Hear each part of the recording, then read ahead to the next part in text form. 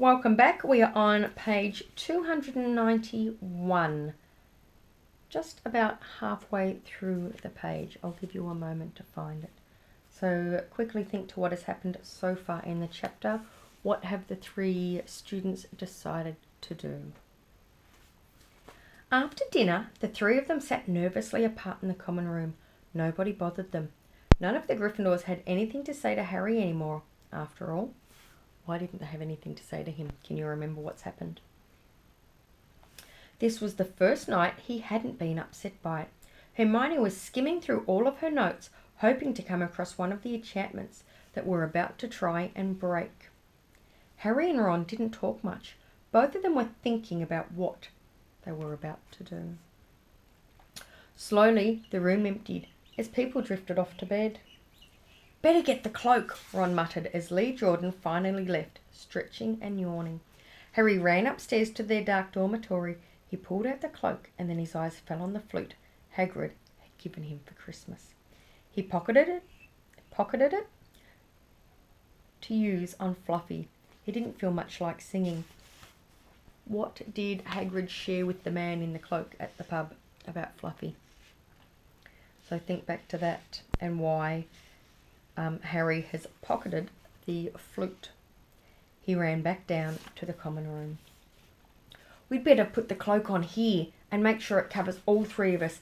If Filch spots one of our feet wandering along on its own..." "What are you doing?" said a voice from behind the corner of the room. Neville appeared from behind an armchair, clutching Trevor the Toad, who looked as though he'd been making another bid for freedom.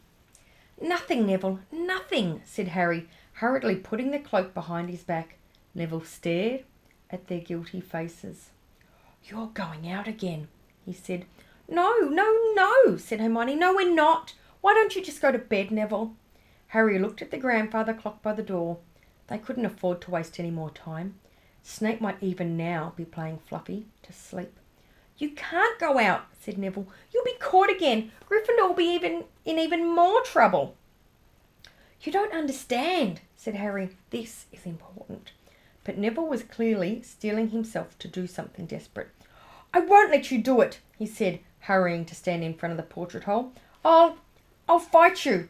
"Neville!" Ron exploded. "Get away from that hole and don't be an idiot."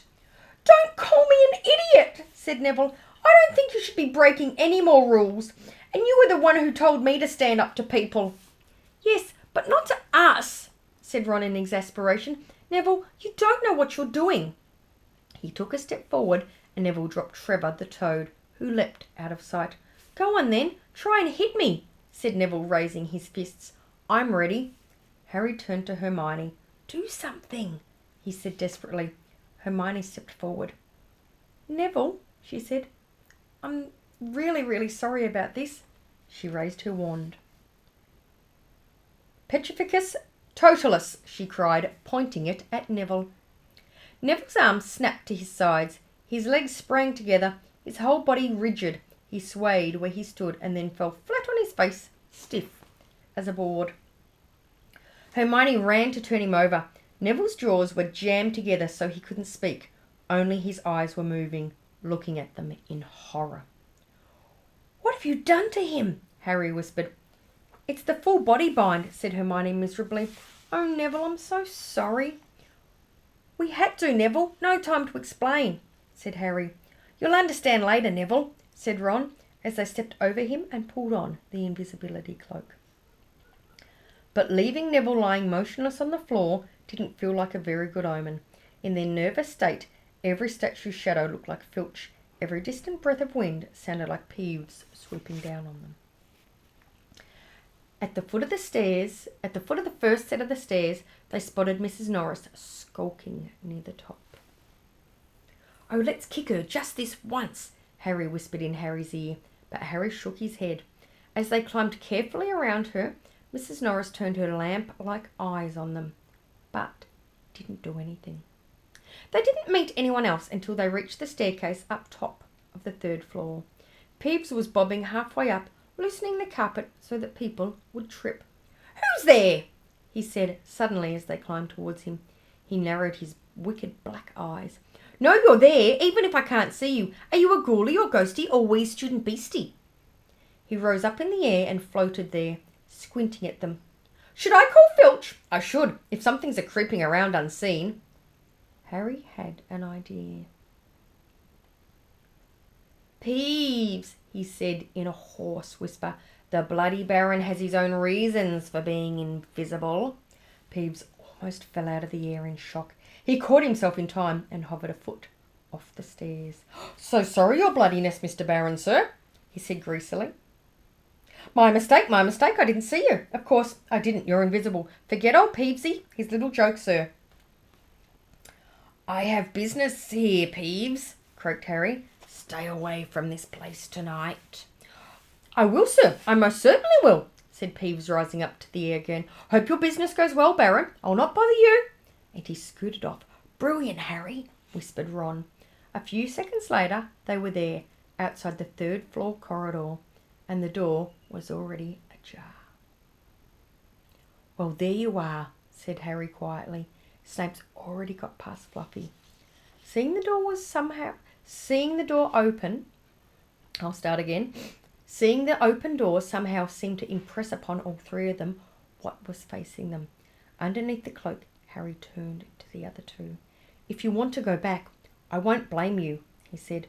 You can take the cloak. I won't need it now. Don't be stupid, said Ron. We're coming, said Hermione. Harry pushed open the door. As the door creaked, low rumbling growls met their ears. All three of the dogs' noses sniffed madly in their direction, even though it couldn't see them. What's that at its feet? Hermione whispered. Looks like a harp, said Ron. Snape must have left it there. It must wake up the moment you stop playing, said Harry. Well, here goes. He put Hagrid's flute to his lips and blew. It wasn't really a tune, but from the first note the beast's eyes began to droop. Harry hardly drew breath. Slowly, the dog's growls ceased. It tottered on its paws and fell to its knees. Then it slumped to the ground, fast asleep. Keep playing, Ron warned Harry as they slipped out of the cloak and crept towards the trapdoor. They could feel the dog's hot, smelly breath as they approached the giant heads. I think we'll be able to pull the door open, said Ron, peering over the dog's back. Want to go first, Hermione? No, I don't. All right. Ron gritted his teeth and stepped carefully over the dog's legs. He bent and pulled the ring of the trapdoor, which swung up and open. What can you see? Hermione said anxiously. Nothing, just black. There's no way of climbing down. We'll have to drop. Harry, who was still playing the flute, waved at Ron to get his attention and pointed at himself. You want to go first? Are you sure? Said Ron. I don't know how deep this thing goes. Give the flute to Hermione so she can keep him asleep. Harry handed the flute over. In the few seconds' silence, the dog growled and twitched, but the moment Hermione began to play, it fell back into its deep sleep. Harry climbed over it and looked down the trapdoor. There was no sign of the bottom. He lowered himself through the hole until he was hanging on by his fingertips. Then he looked up at Ron and said, If anything happens to me, don't follow. Go straight to the owlery and send Hedwig to Dumbledore, right? Right, said Ron. See you in a minute, I hope. And Harry let go. Cold, damp air rushed past him as he fell down, down, down, and flump! With a funny muffled sort of thump, he landed on something soft. He sat up and felt around, his eyes not used to the gloom. It felt as though he was sitting on some sort of plant. It's okay, he called up to the light the size of a postage stamp, which was the open trapdoor. It's a soft landing. You can jump. Ron followed straight away. He landed sprawled next to Harry. What's this stuff? Were his first words. Dunno. Sort of a plant thing. I suppose it's here to break the fall. Come on, Hermione. The music stopped. The distant music stopped. There was a loud bark from the dog, but Hermione had already jumped. She landed on Harry's other side. We must be miles under the school, she said. Lucky this plant thing's here, really, said Ron. Lucky, shrieked Hermione. Look at you both. She leapt up and struggled towards the damp wall. She had to struggle because the moment she had landed, the plant had started to twist snake-like tendrils around her ankles. As for Harry and Ron, their legs had already been bound tightly in long creepers without their noticing. Hermione had managed to free herself before the plant got a firm grip on her. Now she watched in horror as the two boys fought to pull the plant off them. But the more they strained against it, the tighter and faster the plant wound around them. "Stop moving!" Hermione ordered them. "I know what this is. It's Devil's Snare." "Oh, I'm so glad we know what it's called. That's a great help," snarled Ron, leaning back, trying to stop the plant curling around his neck. "Shut up! I'm trying to remember how to kill it," said Hermione. "Well, hurry up. I can't breathe," Harry gasped, wrestling with it as it curled around his chest. Devil's Snare, Devil's Snare. What did Professor Sprout say?" "It likes the dark and the damp." "So light a fire!" Harry choked. "Yes, of course, but there's no wood," cried Hermione, wringing her hands. "Have you gone mad?" Ron bellowed. "Are you a witch or not?" "Oh, right," said Hermione, and she whipped out her wand, waved it, muttered something, and sent a jet of the same bluebell flames she had used on Snape at the plant. In a matter of seconds, the two boys felt it loosening its grip as it cringed away from the light and warmth. Wriggling and flailing, it unravelled itself from their bodies, and they were able to pull free. "Lucky you pay attention in herbology, Hermione," said Harry as he joined her by the wall, wiping sweat off his face. "Yeah," said Ron, "and lucky Harry doesn't lose his head in a crisis. There's no wood, honestly." "This way," said Harry, pointing down a stone passageway, which was the only way on. All they could hear apart from their footsteps was the gentle drip of water trickling down the walls. The passageway sloped downwards, and Harry was reminded of Gringotts. With an unpleasant jolt of the heart, he remembered the dragons said to be guarding the vaults in the Wizard's Bank. If they met a dragon, a fully grown dragon, Norbert had been bad enough. "Can you hear something?" Ron whispered. Harry listened. A soft rustling and clinking seemed to be coming from up ahead. "Do you think it's a ghost?" "I don't know. Sounds like wings to me." "There's light ahead. I can see something moving." They reached the end of the passageway and saw before them a brilliantly lit chamber, its ceiling arching high above them. It was full of small, jewel-bright birds, fluttering and tumbling all around the room. On the opposite side of the chamber was a heavy wooden door. "Do you think they'll attack us if we cross the room?" said Ron. "Probably," said Harry. "They don't look very vicious. But suppose if they all swoop down at once?" "Well, there's nothing for it. I'll run."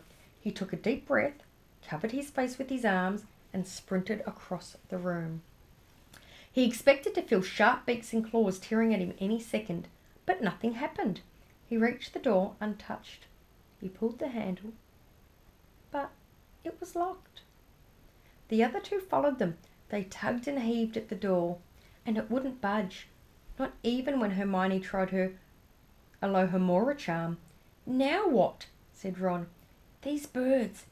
They can't just be here for decoration," said Hermione.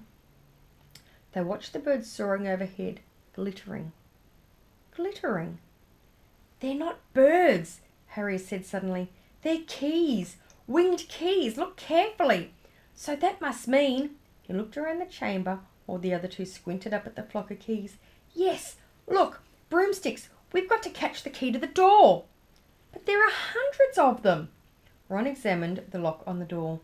"We're looking for a big old-fashioned one, probably silver like the handle." They seized a broomstick each and kicked off into the air, soaring into the midst of the cloud of keys. They grabbed and snatched, but the bewitched keys darted and dived so quickly it was almost impossible to catch one. "Not for long, though." Sorry, I'll start again. Not for nothing, though, was Harry, the youngest Seeker in a century. He had a knack for spotting things other people didn't. After a minute's weaving about through the whirl of rainbow feathers, he noticed a large silver key that had a bent wing, as if it had already been caught and stuffed roughly into the keyhole. "That one!" he called to the others. "That big one there! No, there! With bright blue wings. The feathers are all crumpled on one side."